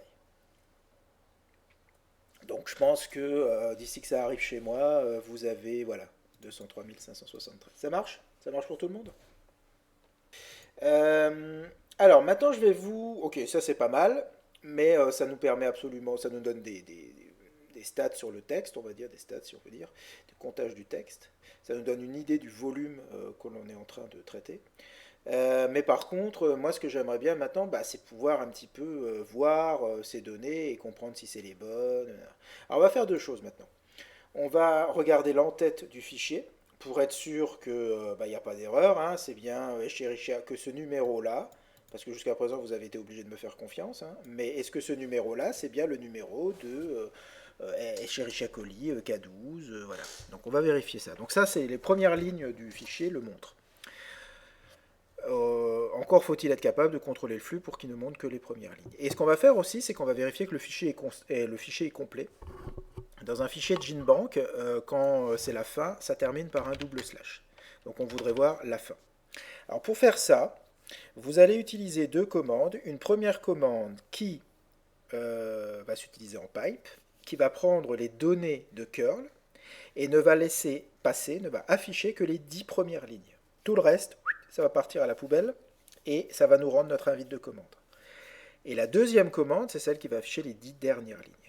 Alors, si je vous dis que la commande qui affiche les 10 premières lignes, c'est head, la tête, et que la commande qui affiche les 10 dernières lignes, c'est tail, la queue, tapez-moi les deux commandes, donc c'est deux commandes différentes, hein. La première, ça n'affiche que les 10 premières lignes du fichier GenBank, et la deuxième, ça n'affiche que les 10 dernières lignes. Voilà, je vous laisse expérimenter d'abord, et, et voilà. Faites d'abord, faites pas juste, enfin, faites comme vous pensez, mais expérimentez-le. Donc la première, elle se tape très vite, hein. Donc je pense que vous avez compris que c'est pipe head. Donc vous demandez à curl de donner ces données à head et head par défaut, si on ne lui donne pas d'option particulière, eh bien, il ne laissera passer que les 10 premières lignes. Voilà. Et ça, c'est cool parce que ça veut dire qu'on peut se prendre le temps. On n'est pas obligé de jouer la vitesse avec l'affichage super rapide de curl. Là, on est sûr que bon ben voilà, c'est bien NC 000913, donc c'est bien la bonne chose que je demande. Et effectivement, c'est bien Escherichia coli K12. Super. Maintenant, on va essayer de voir si le fichier il est complet. Donc on fait un tail. Et là, vous constatez que ça met plus de temps. Normal. Tail ne pourra savoir. Ouais, je vais y arriver, Nina. C'est la suite du truc, ouais. Très bonne question. Justement, c'est la prochaine étape. Euh, Tail ne peut connaître ce que sont les 10 dernières lignes que quand il a eu tout le fichier, enfin, quand il a eu toutes les données. Donc, c'est pour ça que c'est plus long, parce qu'il faut attendre que curl donne tout, et seulement Tail pourra donner les 10 dernières.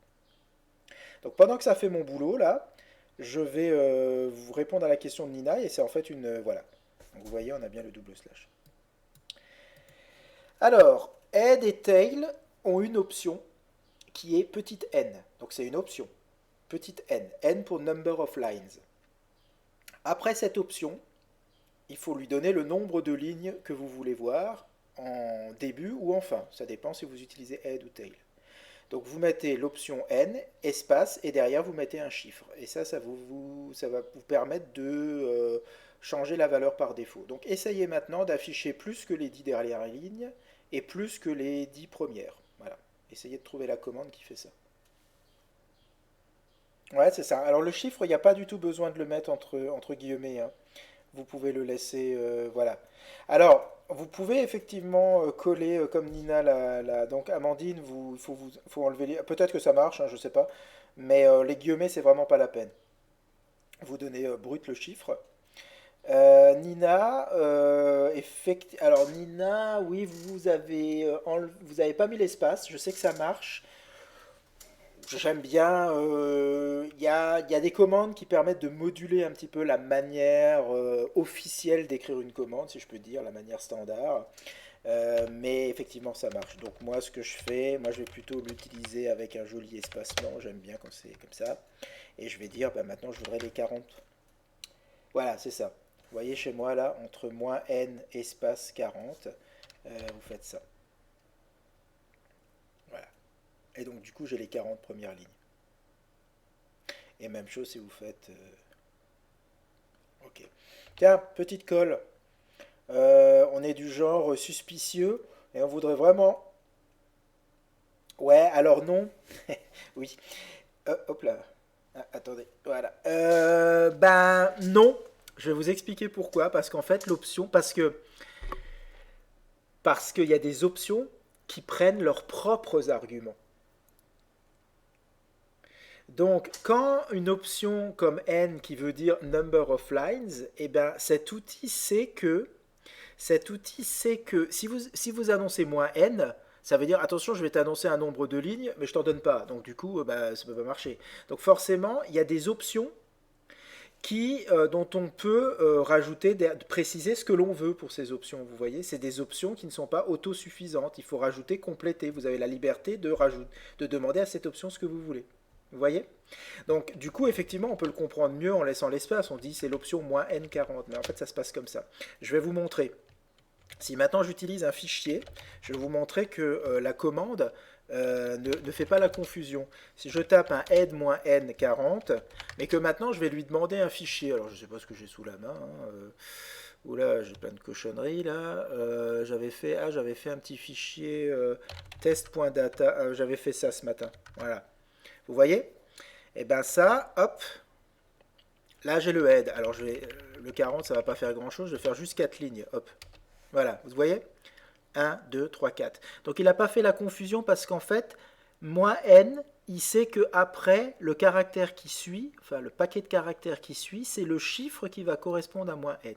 Et donc après, quand il revient ici, il sait qu'à partir de là, maintenant ce sera de nouveau l'argument. Ça marche? C'est une question de logique, hein, c'est de la pure logique. Vous annoncez moins n, donc il doit y avoir un truc qui suit. Si vous tapez ça, vous voyez? Vous voyez le réflexe, si vous oubliez le chiffre, il pense dans sa logique que ce paquet de caractères, ça correspond à un chiffre qui dit le nombre de lignes. Et là, il vous dit, bah non, il y a un souci, hein, test.fastas, c'est pas un nombre de lignes valide. Donc vous voyez, c'est bien la preuve qu'il raisonne par... Et si vous lui tapez ça, sans fichier, hop là, pardon, bah, là, il est en attente. Parce qu'en fait, il n'y a pas de fichier, alors ça le bloque, mais bon, ça je vais pas trop rentrer dans le détail de tout, mais vous voyez, il y a un souci là, il a pas de données. Voilà. Donc je kill la commande, elle est bloquée. Et si on tape, ouais, alors vous avez détecté ça, ouais. Alors effectivement, add est une commande qui est assez laxe, enfin elle vous autorise des choses. Les gens ont dit, qui ont conçu ça, ont dit qu'on pourrait faire ça aussi. Voilà, ouais. Mais c'est pas toutes les commandes qui autorisent ça, hein. Attention. Donc je voudrais pas que vous reteniez les exceptions. C'est pour ça que je préfère en rester à la règle générale la plus carrée, déclarative, mais c'est vrai qu'après il y a des raccourcis d'écriture pour certaines commandes, c'est vrai. Voilà. Ça marche? Ok, ça marche. Alors, tiens, on va faire un truc. Je reviens à ça. J'affiche les 40 premières lignes. Si je vous pose une colle et que je vous dis, tiens, mais petit glitch de réseau. Hop,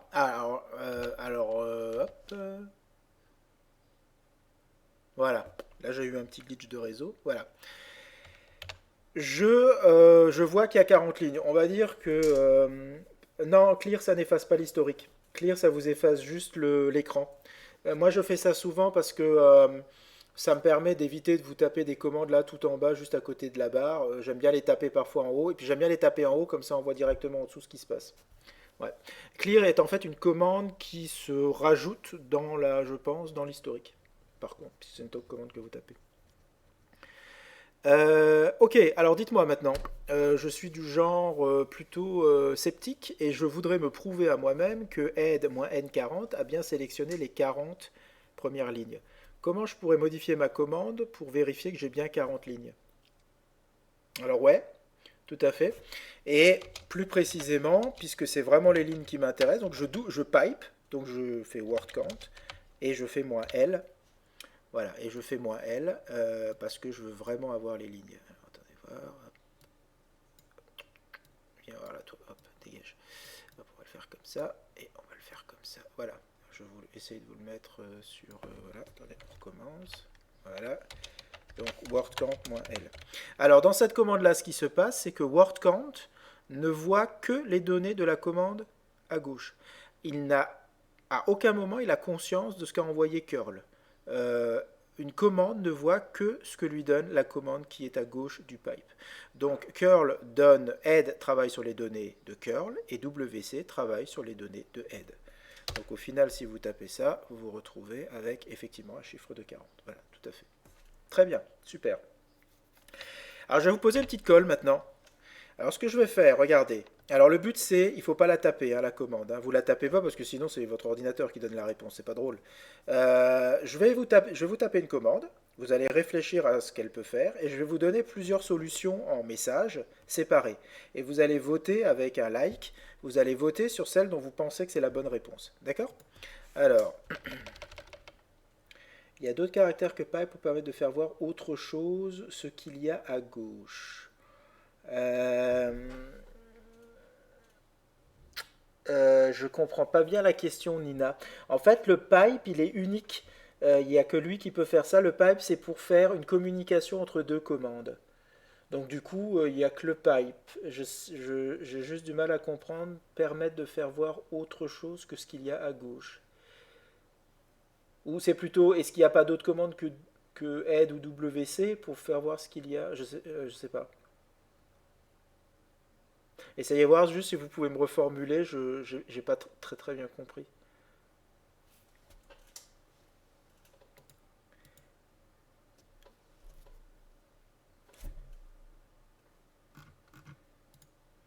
Je vais juste taper ma commande en attendant les questions.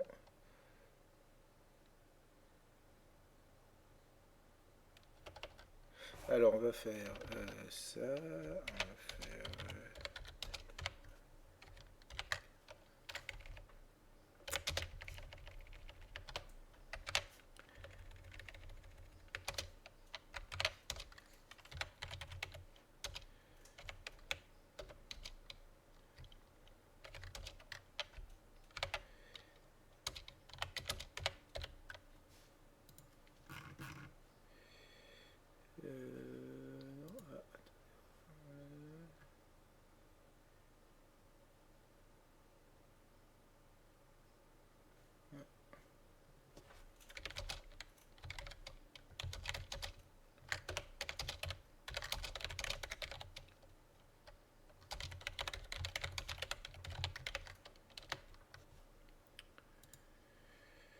Si on met un quatrième pipe, mais qu'on veut l'info du deuxième, c'est pas... Non, non, vous pouvez pas.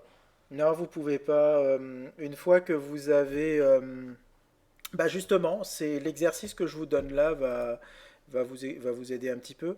Le word count L qui est ici ne pourra jamais récupérer ce qui est à la sortie de ce head là. C'est un système de tuyaux, vous pouvez pas mettre un branchement de tuyau pour faire une parallèle, vous voyez, parce qu'on n'a qu'une ligne pour écrire ça.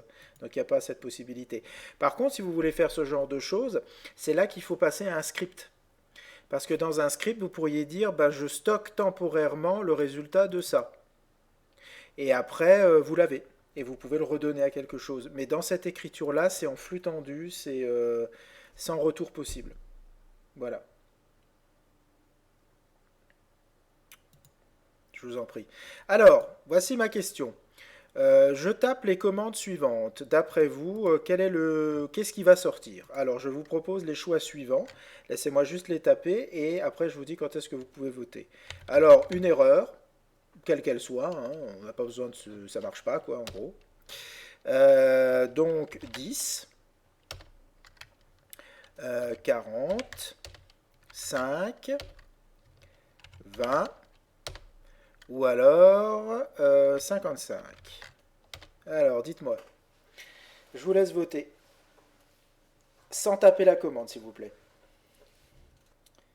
Ok, manifestement, il y a une réponse qui parle bien à tout le monde. Bien.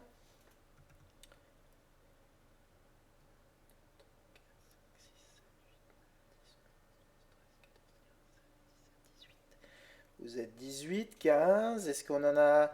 Est-ce que les trois derniers veulent encore un petit peu voter quelque chose ou on arrête? Ouais. Ok, il manque une petite personne. J'ai cru qu'il y en avait 18 en tout cas. Bon, on est à 17, c'est déjà bien. Alors, bah oui, c'est là. Hop là. Ah, j'appuie trop sur mon câble HDMI. Il est un peu trop sensible. C'est effectivement la réponse 5.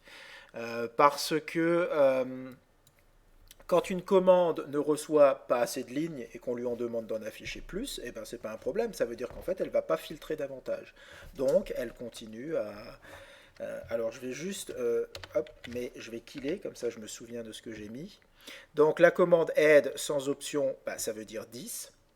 Donc, elle va afficher les 10 premières.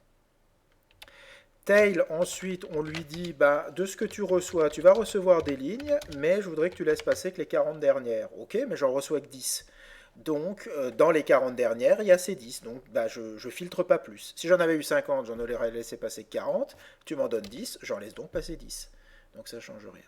Donc, en fait, après que vous avez compris ça, vous vous doutez que finalement, le nombre de lignes, eh ben, c'est la commande add ou tail qui filtrera le plus fort. Donc le chiffre le plus bas est de lui. Donc lui, il en reçoit aussi 10, parce que tail a laissé passer mais n'a rien fait de plus que le premier add. Et donc lui, par contre, il va filtrer davantage. Il prend que les 5 premières. D'accord? Ok. Alors, euh,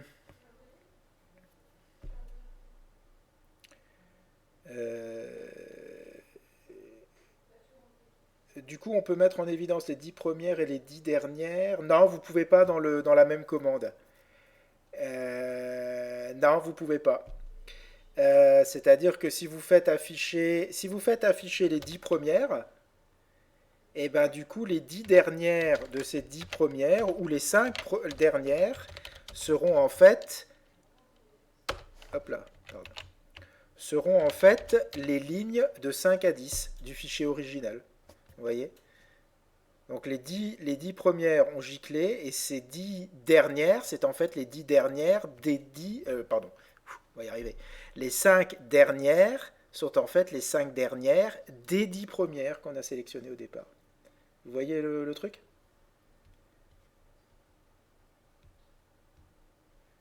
J'ai peut-être pas bien compris, hein.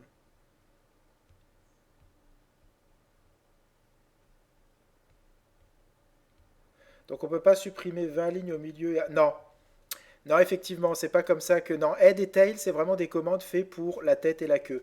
Mais par contre, il y a des commandes qui permettent de le faire. Si, tout à fait. Et vous verrez même d'ailleurs que nous, on va apprendre une commande qui va nous permettre de sélectionner des choses, non pas sur la base des numéros de ligne, parce que finalement, les numéros de ligne, quand on y réfléchit, c'est pas ce qu'il y a de plus pratique. On ne peut pas savoir à l'avance que chez Escherichia coli, forcément, ce qui va m'intéresser, c'est entre la dixième et la vingtième. Par contre, ce qu'on va être capable de dire, c'est que les lignes qui m'intéressent, c'est celles qui contiennent le mot tRNA. Vous voyez? Donc on va agir beaucoup plus en termes de contenu que de positionnement au sein du fichier. Vous voyez l'idée? Et ça, justement, on sera capable de le faire. Voilà, ok, je vous en prie. Alors par contre, effectivement, vous avez raison sur un point. Si c'est juste la tête et la queue, ça reste quand même un petit peu lourd, parce que bon, ça permet de vérifier l'entête, la fin, si c'est complet. Mais à l'intérieur, je fais quoi? Et ben alors maintenant, je vais vous montrer une dernière commande, et ce sera la dernière commande pour... Enfin, je vais vous montrer une toute dernière, et après encore un petit chouïa, une dernière, mais qui n'est pas très importante, mais je voudrais quand même que vous l'ayez à l'esprit. C'est la commande mort. Alors là, je voudrais juste que vous regardiez vraiment ce que je fais, parce que vous allez voir, on va rentrer dans le fichier. Et cette commande-là, je voudrais que vous la gardiez à l'esprit, parce que vous allez, sans que j'ai besoin toujours de vous le dire, mais je voudrais que vous l'utilisiez à l'avenir. Donc head et tail, ce ne sera pas vraiment nécessaire, mais la commande mort qui va venir là, c'est vraiment une commande qui va vous permettre de vous balader dans le fichier à votre rythme et d'aller chercher, d'aller traquer des lignes qui pourraient vous intéresser et de les regarder tranquillement à votre rythme pour pouvoir après dire à l'ordi, bah voilà, les lignes qui sont comme ci, comme ça, c'est celle-là qui m'intéresse. Alors pour faire ça, donc on rappelle notre truc, et la commande s'appelle mort. Alors regardez ce qui se passe. Voilà. Donc le truc qui se passe, c'est que maintenant je suis dans le fichier. Et la commande mort, ce qu'elle fait, c'est qu'elle remplit une première fois tout votre écran avec les lignes. Donc plus l'écran, plus la fenêtre est grande, plus le premier jet, il y a beaucoup de lignes. Et elle s'est arrêtée. Et vous êtes garanti que la ligne qui est là, c'est la toute première ligne du fichier. Voilà. Et d'où le nom de l'outil, il vous dit qu'il y en a plus, il y en a mort. Donc là, ce qui se passe, c'est que curl, il est en train d'envoyer des lignes, et mort, il est en train de les accumuler pour vous. Et c'est vous qui dites à mort, qui est une commande interactive, bah écoute, maintenant je voudrais en voir plus. Donc il y a deux manières de faire défiler le fichier. Vous pouvez appuyer sur Entrée, et en appuyant sur Entrée, vous y allez ligne par ligne. Mais si vous avez l'impression que c'est plus loin et qu'il faudrait aller un peu plus vite, vous pouvez appuyer sur Espace, et l'espace, ça vous fait aller page par page. Alors c'est quoi la notion d'une page? Eh bien une page, c'est pour re-remplir de nouveau toute la fenêtre avec des nouvelles lignes. Donc la première ligne qui est là, vous êtes garanti que c'est une première nouvelle ligne que vous n'avez pas encore vue. Donc si j'appuie sur espace. Donc je suis toujours garanti. Et si je reste appuyé sur espace, je peux défiler un peu plus vite. Voilà. Et je peux faire des choses comme ça. Et quand j'ai vu ce que je veux, si j'ai trouvé, alors je peux aller jusqu'au bout comme ça, et puis du coup le mort il va quitter tout seul, hein, parce qu'on est au bout. Mais si je veux quitter en plein milieu parce que j'ai vu ce que je veux, j'appuie sur Q. Et Q c'est pour quitte. Et si je fais ça, ce qui est cool, c'est que l'affichage me garde, reste à l'endroit où j'étais, et donc je peux tranquillement regarder, ah ouais d'accord, donc c'est ça que je veux, donc maintenant il faut que je tape ça, ça, ça et ça. Voilà. Ça c'est la commande mort. Très bien. Donc cette commande-là, je vous le rappellerai en TP2 et en TP3, mais cette commande-là, c'est vraiment la commande à laquelle vous devez penser quand vous vous dites, ok, l'exercice me demande de répondre à cette question, quelles pourraient être les lignes? Eh ben, je vais aller fouiller un peu le fichier, à mon rythme, tranquillement. Alors si le fichier est petit, bah du coup ça va, vous pouvez utiliser l'ascenseur, mais si le fichier est énorme, bah voilà, il faut contrôler quoi. Je vois juste s'il y a des questions, et puis je passe à Grégory peut-être.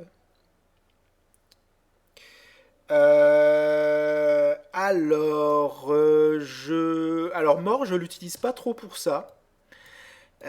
Si vraiment ça vous intéresse, alors je veux bien, puisqu'on est enregistré en même temps, ça pourra servir à d'autres. Alors, il y a une commande qui est plus intéressante que mort, parce que vous rentrez dans le fichier, en même temps vous pouvez changer des trucs, vous pouvez copier-coller tout ce que vous voulez. Mais alors attention, hein, ça c'est un outil, c'est en fait un éditeur de texte, donc comme un WordPad ou un Notepad, mais 100% en ligne de commande. Ça veut dire qu'il n'y a pas d'icône, il n'y a rien, ça veut dire que tout est en raccourci clavier. Mais c'est hyper puissant. Alors je vais juste vous montrer comment ça marche, comme ça vous connaissez le nom, et comme ça vous pourrez regarder de votre côté, il y a des bouquins entiers là-dessus. D'ailleurs il y a deux communautés. Il y a la communauté, la team VIM, qui est celle dont j'aime bien faire partie, et puis il y a la team Emacs qui est l'autre. Donc si par exemple je prends un fichier, je vais vous en prendre un petit là, et je vais là-dedans, hop, je suis dans le fichier, donc ça ressemble à du mort, mais par contre je peux, donc là je peux dire, hop, je suis en mode insert, j'efface ça, je resserre, et ce que je peux faire c'est un truc genre set number. Voilà, et là vous voyez, j'ai les numéros de lignes qui apparaissent. Et ce qui est vraiment cool avec ça, c'est qu'en trois commandes, je peux dire, bah, les lignes de 1802 à 2524, tu les copies et tu me les mets à la ligne numéro X machin. Donc on peut faire une fois que vous savez maîtriser ça, vous allez 200 fois plus vite qu'avec un Word pour éditer. Voilà. Alors, par contre, More, il a un autre truc qui est sympa, c'est que, je peux vous le montrer aussi, c'est que vous pouvez faire de la recherche. C'est-à-dire que je fais ça. Il y a beaucoup de choses avec More, hein. Moi, je bidouille pas trop More parce que rapidement, je préfère passer à d'autres outils. Mais si vous tapez sur slash, vous tapez slash, et ben tout ce que vous tapez après, c'est pour chercher un mot. Donc par exemple, je pourrais dire, tiens, mais là c'est de manière interactive, nous on va le faire différemment, hein. Je voudrais chercher TRNA. Hop, et ben là, voilà, vous voyez, TRNA, hop, ça c'est la première ligne où il y a TRNA. Voilà. Afficher le nombre de lignes de mort, bizarrement je ne l'ai jamais fait, mais Prince Lines, mort, with more. Hop, je sais pas si. Hop, tac.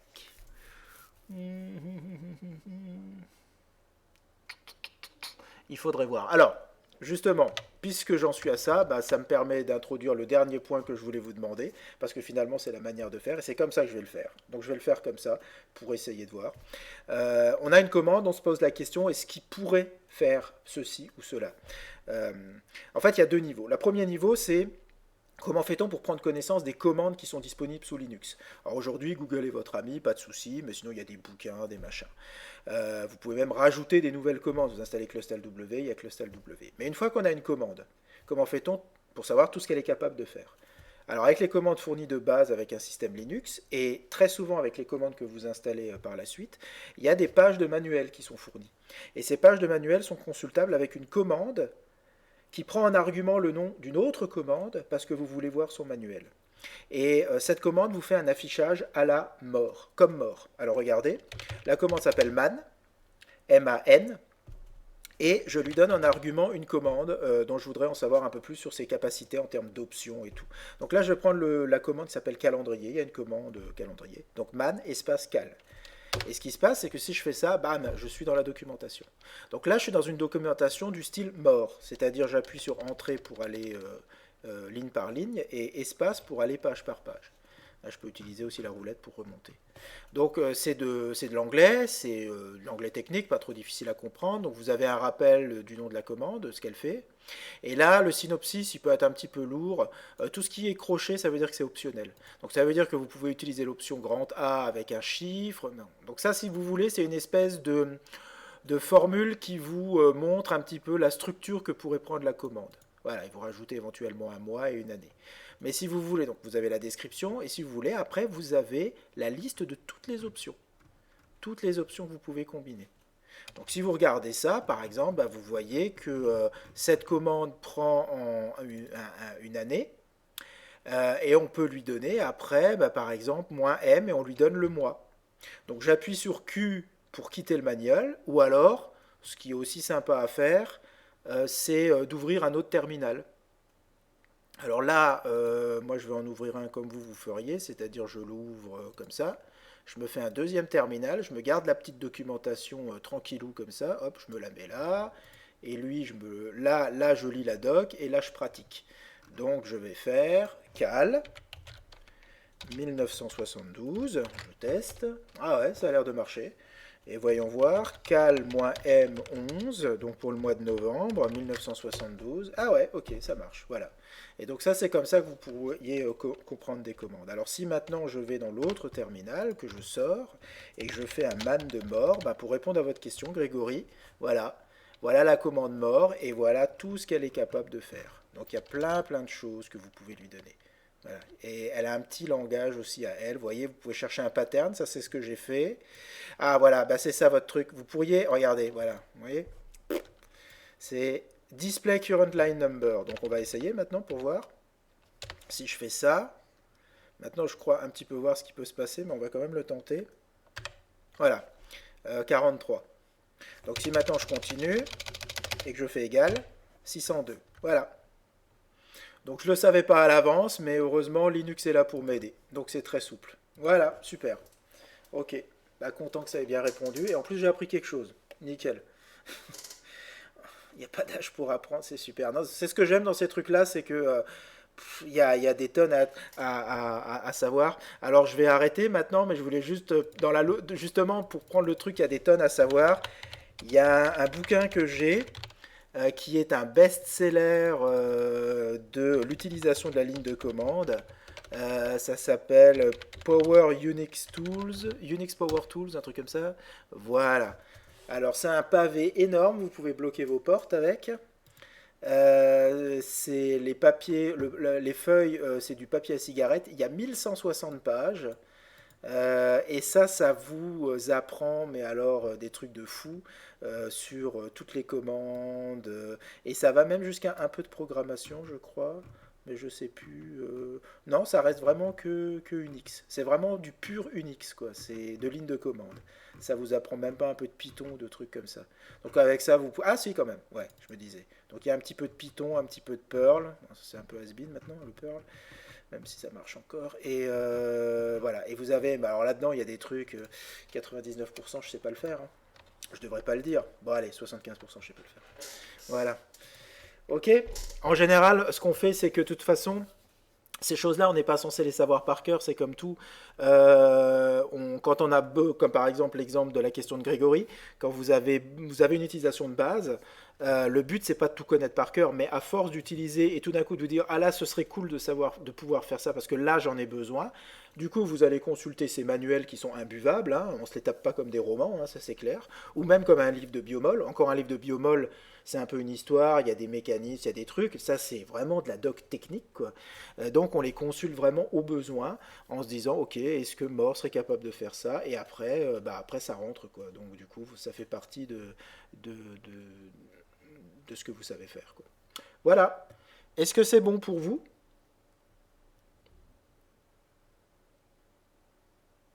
Bien. Nina, vous avez pu récupérer un petit peu du son, ça va? Ouais. Ok. Ouais, ok, cool.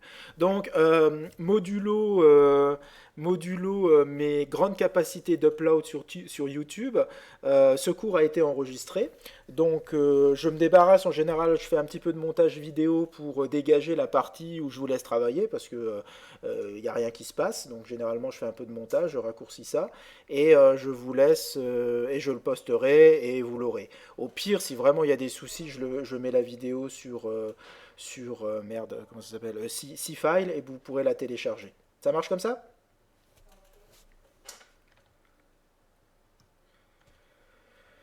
Voilà, super. Bah écoutez, je vous souhaite une bonne fin de journée et je vous donne rendez-vous à demain. Comme je l'ai pas fait aujourd'hui, j'étais un peu à la bourre. Pas de gros mots dans la vidéo. Pourquoi j'ai dit des gros mots, docteur Tofu? Ouais, je sais plus à force. Ah, je sais pas. Une fois que je suis chaud, après, je suis no limite, donc c'est normal, hein. Donc, je vous donne rendez-vous demain. Je ne l'ai pas fait aujourd'hui, j'étais un peu à la bourre, mais demain, je vous refais l'annonce que le TP va commencer.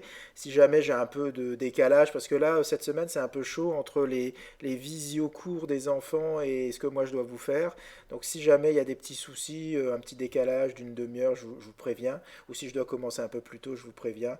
Et puis voilà. Dans tous les cas, on se voit demain matin pour le cours magistral, hein, je crois. Voilà. Allez, bonne fin de journée.